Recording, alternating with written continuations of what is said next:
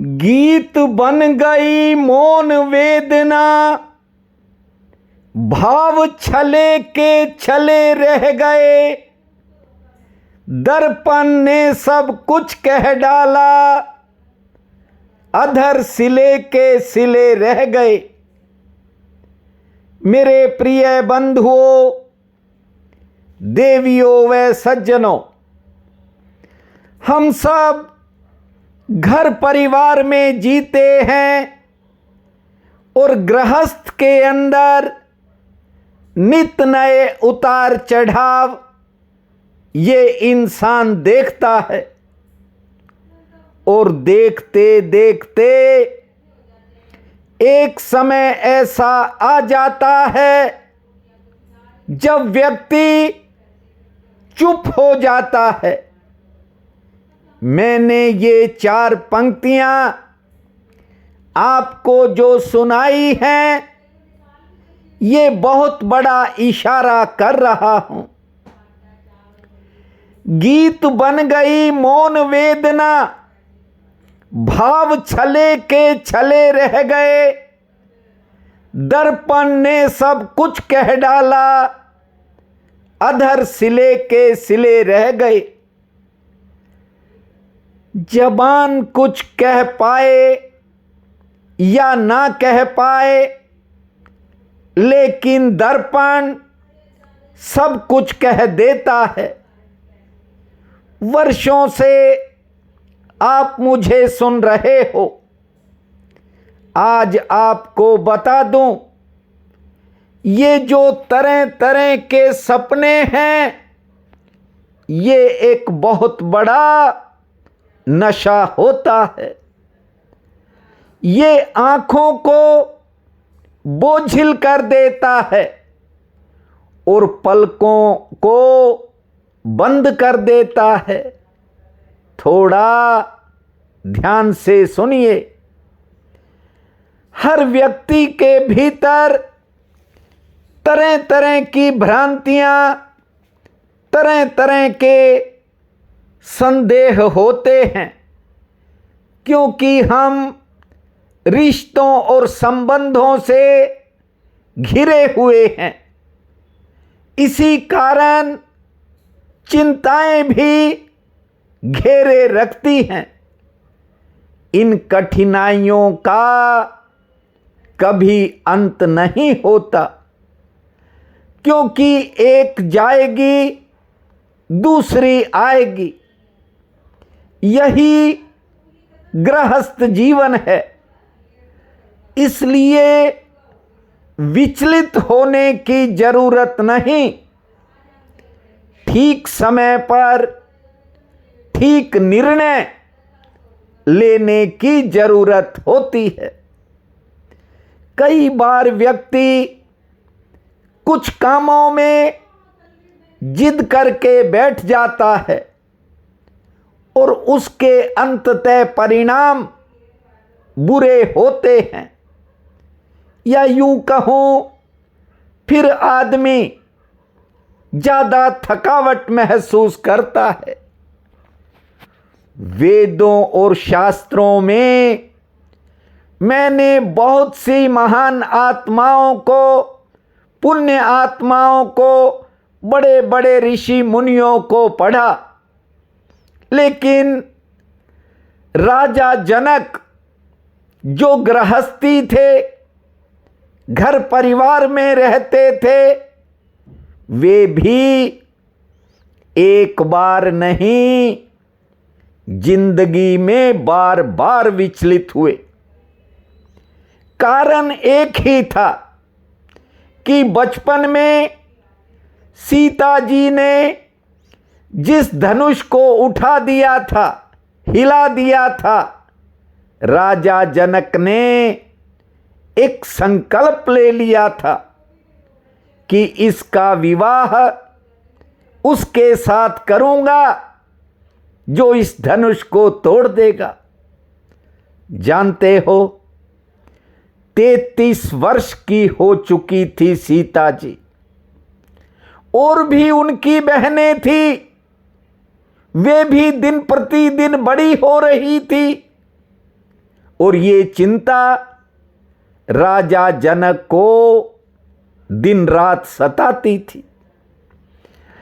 भले बाद में प्रभु श्री राम ने उस धनुष को तोड़कर राजा जनक की चिंता समाप्त की, लेकिन जो मैं कहना चाहता हूं वो बात ये है कि घर परिवार में तरह तरह की ऊंची नीची बातें होती हैं, घटनाएं होती हैं।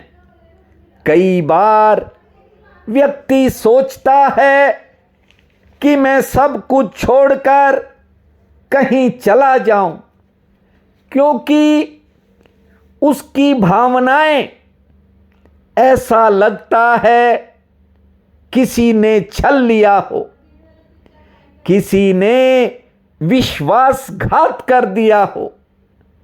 गीत बन गई मौन वेदना, भाव छले के छले रह गए, दर्पण ने सब कुछ कह डाला, अधर सिले के सिले रह गए।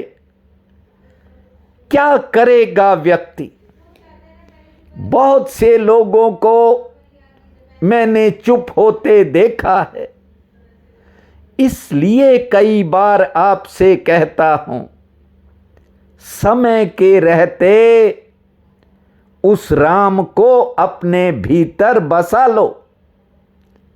ये जीवन आपके चलाने से नहीं चल रहा, यहां सब कुछ उस लीलाधारी की लीला के अधीन चलता है। यहां लोग बड़े बड़े सपनों को लेकर जी रहे हैं, इसीलिए जीवन में कुछ प्राप्त नहीं होता। निज धर्म कहता है जीवन समझने की चीज नहीं है, जीवन जीने की चीज है। भावपूर्ण जो जीता है, परमात्मा चुपके से उसके भीतर आकर बैठ जाता है। और कोई ये कहे कि मैं परमात्मा हूं, कोई ये कहे कि मैं ऐसा हूं, ये कलयुग है, बहुत कुछ चलता है। लेकिन आज आपको महासूत्र सुना देता हूं। परमात्मा तो सबको उपलब्ध है, बस प्यास चाहिए। इसी क्षण भी मिल सकता है। परमात्मा कोई विशिष्ट प्रतिभा की बात नहीं करता, सभी को उपलब्ध हो सकता है। देखिए, एक बात और कह देना चाहता हूं, जो लोग किसी तरह प्रतिभा के धनी होते हैं, उनको परमात्मा पाने में बड़ी भारी कठिनाई हो जाती है, क्योंकि वे अपनी प्रतिभा को ही अपना परमात्मा बना लेते हैं। वे प्रतिभा के इर्द गिर्द ही जीने लगते हैं और उनके अहंकार की तुष्टि उस प्रतिभा के कारण होने लगती है। इसलिए अक्सर उनकी तो प्यास ही जीवन के मूल को खोजने की नहीं हो पाती, और होती भी है तो वो धीमी हो जाती है।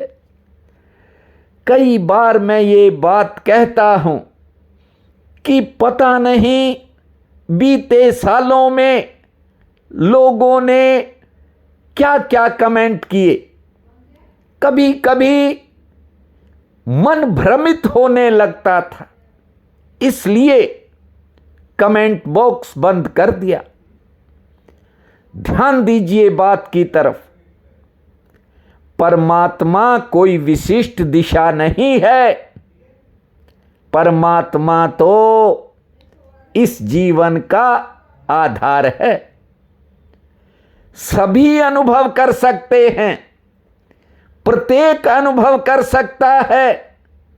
सालों साल से कहता हूं, कहीं भटकने की जरूरत नहीं, स्वयं आपके घर आ जाएंगे। प्यास चाहिए और खोज की दृष्टि चाहिए। वैसे तो एक बात और है, परमात्मा को पाने की थोड़ी बहुत मात्रा, थोड़ी बहुत इच्छा सबके भीतर है, क्योंकि जीवन में इतना दुख है, इतनी अशांति है, इतने कष्ट और इतनी पीड़ाएं हैं। इसलिए जीवन में हम जो पाने को हैं वह हमें उपलब्ध नहीं होता, और जो हमें उपलब्ध होता है, यानी जो चीज मिल जाती है, वो मिलते ही व्यर्थ हो जाती है। बड़ी बड़ी मंचों से पता नहीं कैसी कैसी बातें की जाती हैं। चीप पब्लिसिटी के लिए सोशल मीडिया का युग है। न जाने क्या क्या परोसा जा रहा है, और लोग भी लगातार देख रहे हैं। लेकिन आज आपको बता दूं, जाने अनजाने परमात्मा की खोज हर कोई चाहता है। निज धर्म कहता है कि परमात्मा का अर्थ है वो तृप्ति का बिंदु जिसके आगे खोज बंद हो जाती है, जिसके आगे कोई खोज रह ही नहीं जाती। सूत्र कहता है उसके आगे कोई चाह भी नहीं रह जाती। वह चाह की अंतिम स्थिति जहां समाप्त हो जाती है, उसी को निज धर्म परमात्मा कहता है। कोई कुछ और कहता होगा, इससे कोई फर्क नहीं पड़ता। सबका अपना कहने का ढंग है। और तुलसीदास जी ने श्री रामचरितमानस में बात को स्पष्ट किया कि हरि अनंत हरि कथा अनंता, कहीं सुनहि बहुविधि सब संता। कहने की, सुनाने की, चर्चा करने की विधि अलग हो सकती है, नाम अलग दिए जा सकते हैं, लेकिन कोई भेद नहीं पड़ता। कोई सत्य कहे, कोई आनंद कहे, कोई जीवन कहे, कोई मोक्ष कहे, कोई फर्क नहीं पड़ता। बस जब कोई चाह न रह जाए, वही बिंदु परमात्मा है। मुक्ति उसे मिलती है जिसे मुक्त होने की इच्छा भी नहीं रह जाती। यदि आप अपने जीवन पर थोड़ा सा प्रयोग करना चाहते हो, जीवन को समझना चाहते हो, तो वो समय आएगा जब आपको ये सूत्र सीधे भूमा भगवान की तरफ ले जाएंगे। और वैसे भी निज धर्म कहता है कि किसी भी मनुष्य में ऐसी अपात्रता नहीं है कि वो परमात्मा को ना पा सके। और कोई मनुष्य विशेष रूप से पात्र नहीं है कि वो पाले। असल कमी कहाँ है, उस बात को ठीक से समझ लीजिए। असल कमी ये है कि इंसान गृहस्थ में रहकर विभाजित हो जाता है, बट जाता है, कमजोर हो जाता है। और गृहस्थ जीवन में हजार तरह की कमजोरियां भी आती हैं, लेकिन किसी के भीतर भले कितनी भी कमजोरियां हो, लेकिन आपको बता दूं, परमात्मा को पाने की चिंगारी सबके भीतर मौजूद है।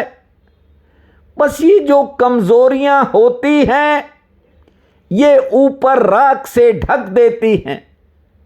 बस एक छोटा सा हवा का ऐसा झोंका चाहिए जो राख को ले जाए और चिंगारी को वापिस निकाल दे। आज श्रावण शुक्ल पक्ष की प्रतिपदा है, बहुत बड़ा पावन काल रहेगा। उठते ही धरती माँ को प्रणाम करना, 9 बार लंबी श्वास छोड़ना और 36 बार ताली बजाना। 2 मिनट शांत बैठने के बाद खुले आसमान को निहारना, सूर्य नारायण केले के पौधे और माँ तुलसी को जल अर्पित करना, भगवान शंकर का स्मरण करके अपने दिन के कामों की शुरुआत करना, 2 रोटी पुण्य में लगाना और संध्या के समय श्री हरि के चरणों में एक ज्योत जलाना। भूमा जय नारायण, भूमा हरि नारायण। इस महामंत्र को जपना, समय आपका मंगलमय रहेगा। प्रिय बंधुओं व मातृदेवी शक्तियों, आज 13 अगस्त दिन वीरवार है। आप सबको मेरा नमस्कार है। आज का राशिफल इस प्रकार है। मेष, आज किसी कारण मन में थोड़ा उत्साह भी पैदा होगा और किसी काम को लेकर दुविधा भी बनेगी। सेहत संबंधी कोई चिंता मन को घेर सकती है, लेकिन आज बिगड़े कामों में सुधार का योग है और परिवार का भी सहयोग मिलेगा। वृषभ, आमदन के लिए समय सामान्य रहेगा। सरकार से संबंधित कामों में सफलता के संकेत हैं। कुछ कामों में इंतजार करना पड़ सकता है। सेहत अनुकूल रहेगी। अच्छा समाचार आने के भी योग हैं। मिथुन, आज किसी जरूरी काम में आपको प्रतीक्षा करनी पड़ेगी, लेकिन सफलता का ही योग है। रुका हुआ काम बन सकता है। आमदन ठीक होगी। सेहत के प्रति थोड़ी सावधानी रखें, यात्रा भी हो सकती है। कर्क, आज कारोबार में अचानक कोई दौड़ धूप बन सकती है। नौकरी पेशा लोगों के लिए सामान्य रहेगा। कोई पुरानी चिंता मन को घेरेगी, हालांकि सेहत ठीक रहेगी और कोई विशेष समाचार से मनोबल बढ़ेगा। सिंह, आज कारोबार से उत्तम लाभ के संकेत हैं। आज कोई विशेष बात आपके मन में थोड़ा उत्साह भी ला सकती है।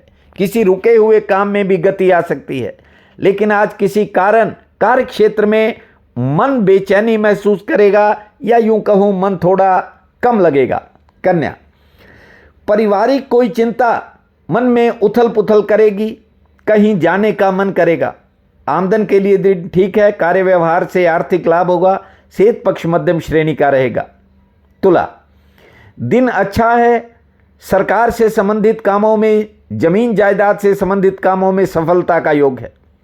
कार्य क्षेत्र में काम का बोझ ज़्यादा रह सकता है। सेहत ठीक रहेगी।